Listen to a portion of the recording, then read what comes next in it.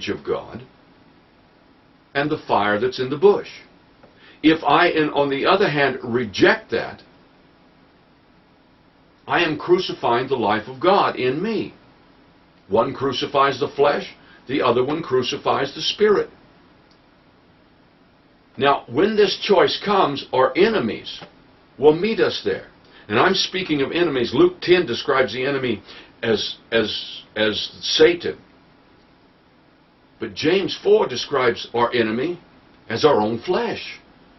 So both of these will meet us, and they will attack with reason. What they will do is they will cause us, or try to bring us, to look at the truth is there, but it's insignificant to the greater picture. If we would consider Adam in this and his choice in the garden, Adam being a spiritual creature at the time of his choice, I wonder if Adam had realized the full consequence of the choice that he made between those two trees, would he have gone ahead and made that choice? I doubt that he would have. Had Adam known the truth that was bound up in those two trees, would he proceeded as he did? Because God does not explain, and did not explain to him all of the ramifications here. He just told him, don't eat of that. When Adam chose between those two trees, he didn't, as far as he was concerned, he wasn't choosing between a blessed and a cursed earth. He wasn't choosing between life and death. But yet, even though he did not know the full consequence of his choice, he fully understood the choice. And this is true of us. We always fully understand the choice, even if we don't fully understand the consequence. We fully understand that which is setting before us, even if we, through reason, will make the consequence of that choice rather obscure. What we do is we go in and we say, but through reason, we'll say, I know this is not the best choice possible. It's not the best choice possible toward the purposes of God. But surely it will be insignificant enough that I can bear those consequences. What we really do is we say, I know that this is not expedient to the cause of God, but I hope it's lawful. Our enemies delude us into saying, well, I don't have to do what this book says. I don't have to do all the things all the time.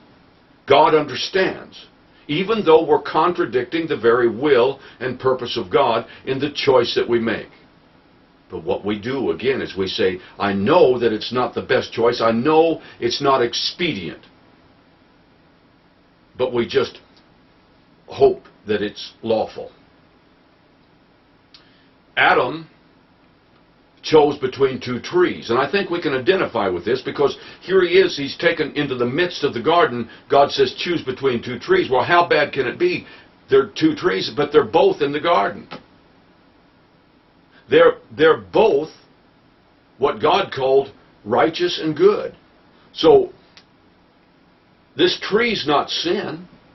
The act of Adam is not the sin. The sin is in the fact of that which he preferred over the other. He showed a preference to the wrong nature, by the life that he chose. In Genesis 2, God showed him these trees. And he said to him, but now you can't eat of the tree of the knowledge of good and evil, and the day that you eat of that tree, you're going to die. Well, God didn't say you cannot eat of it. Obviously, he said you can. But he said the day that you do, when you decide that's what you're going to do, you're going to die. Well, he dies because by the one he prefers, he crucifies to himself the other. Both trees are lawful, but only one of those trees is expedient. Under the right circumstances, they're both lawful. But only one is expedient to the purpose of God for Adam's life. Adam chooses, knowing it's not in the best interest of God, not in the best of the purposes of God. Therefore, it's not in the best interest of the relationship with God. It's best for the bush at the cost of the fire. But the fire is the will of God. Well, we do the same thing. Every time we say, I know I should, but, we condemn ourselves. For we say, I know this is not in the best interest. I know this is not expedient to the fire. But we go ahead and make that choice anyway. And that is the sum total of the action of the fall. That is the complete sum total of what Adam did that separated him from God. It still separates from God. And what we do when we make that choice is we put everything in the hands of a murderer, an adulterer, a fornicator. Because the only difference in the murderer and the adulterer and the fornicator and the Christian that chooses the flesh over the spirit is by degrees. It's the same nature, but one of them is just by degrees deeper in that nature. So was not Adam's choice to curse the earth, nor to lay aside, be separated from eternal life, no more than it is ours. He simply preferred. What he did was made a choice to affect the wrong life directly and immediately at the expense of the other. My will over God's will. Foliage over flame. Now I wonder if the choices that we make, that the enemy, the devil, and our own reason present to us as being insignificant truths, present to us through that reason as being of little enough consequence. If we really knew the full consequence of that choice, if we really knew what was bound up in the truth of that choice, would we make the choices that we make on a day-to-day basis?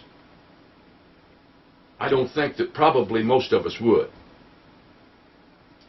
If we knew that it really would make the difference in whether Christ walks this earth, because that is the significance of our choice. We look at it and we think it's not a matter of heaven or hell or life or death or blessing and cursing. We look at it and we say the choices are how bad can it be? Both choices. I'm not breaking the commandments. Both choices are within the garden.